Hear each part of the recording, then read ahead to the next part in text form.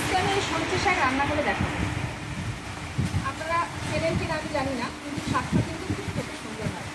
এই শাকটা একটু আলু কুচিয়ে দিতে হয়, এই শাকের মধ্যে পেঁয়াজ আর রসুন আর কাঁচা লঙ্কা এগুলো দিয়ে সুন্দর করে ভেজে খেতে হয়, খুব সুন্দর লাগে খেতে।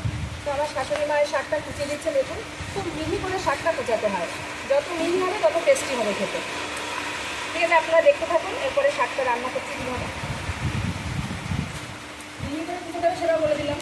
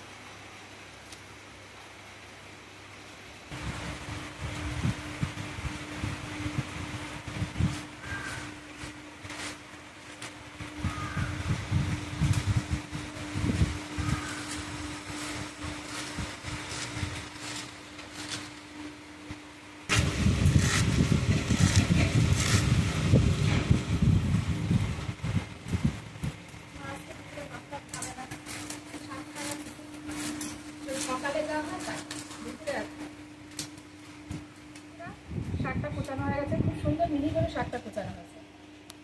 দেখে মনে হচ্ছে বেশ অনেকটা, কিন্তু রান্নার পর অনেকটাই কমে যাবে।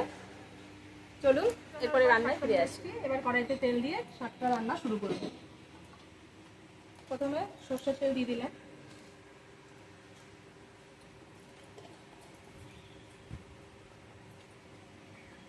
এই শাকটা রান্না করতে গেলে এইভাবে ঠিক কুচানো আলু এইভাবে নিতে হবে, যেভাবে আমরা আলু ভাজা খাই ঠিক সেভাবেই আলুটা কুচিয়ে নিতে হবে। আর আছে পেঁয়াজ কুচি, রসুন কুচি, লঙ্কা কুচি, আর ফোড়নের জন্য শুকনো লঙ্কা, কালো জিরে আর লবণ, হলুদ। চিনি দিতেও পারে, নাও দিতে পারে, এটা অপশনাল। তেলটা গরম হয়ে গেছে, এবার আমি ফোড়নের জন্য কালো জিরে আর শুকনো লঙ্কা দিয়ে দিলাম।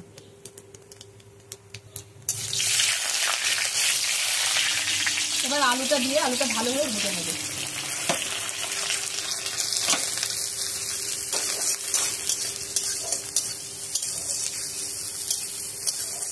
তিন চার মিনিট ধরে আলুটা ভাজার পর আমি পেঁয়াজ আর রসুনটা দিয়ে দেবো। এবার দিয়ে দেবো পেঁয়াজ কুচি আর রসুন কুচি।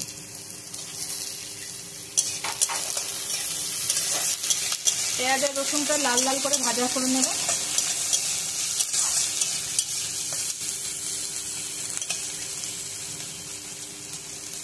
5 মিনিট ধরে এটা ভাজা হতে থাকে।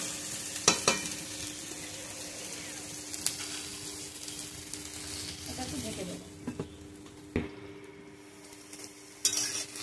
প্রায় লাল লাল হয়ে গেছে, এবার আমি লবণ আর হলুদটা দিয়ে দেবো।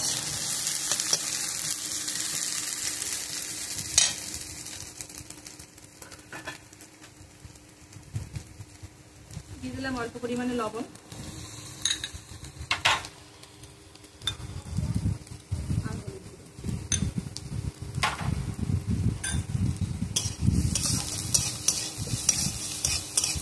এভাবে এটা ভেজে নেব। একটু ভাজা ভাজা হলেই শাকগুলো দিয়ে দেবো। এবার কুচিয়ে রাখা শাকগুলো আমি দিয়ে দেবো।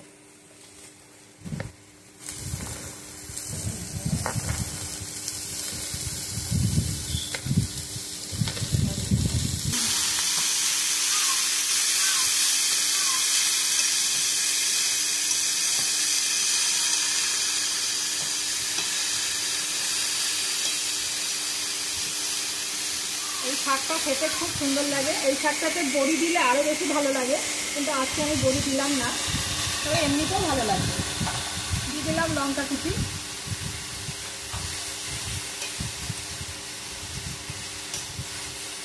লঙ্কাটা একটু কমই দিলাম, যেহেতু আমার ছেলে খুব ছোট, একটু ছেলে ও একটু অল্পতেই ঝাল লেগে যায়, সেজন্য একটু লঙ্কাটা কম দিলাম।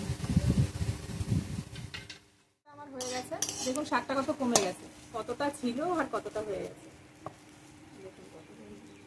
গরম ভাত দিয়ে এই শাকটা খেতে সত্যি খুব সুন্দর লাগে। আর যদি তার সাথে কাসুন্দি থাকে তো তার কোনো কথাই নেই, আপনারাও কাসুন্দি দিয়ে খেয়ে দেখবেন। এবার আমি এটা নামিয়ে নেব। এই দেখুন শাকটা দেখতে কি সুন্দর লাগছে। এখন আমি সবাইকে পরিবেশন করব। এর সাথে আরও অনেক মেনু রয়েছে। তো আরও নিত্য নতুন ভিডিও পেতে আপনারা অবশ্যই কমেন্ট বক্সে লিখে জানাবেন। আর যদি ভিডিওটি ভালো লেগে থাকে তো লাইক, শেয়ার, সাবস্ক্রাইব করতে অবশ্যই ভুলবেন না।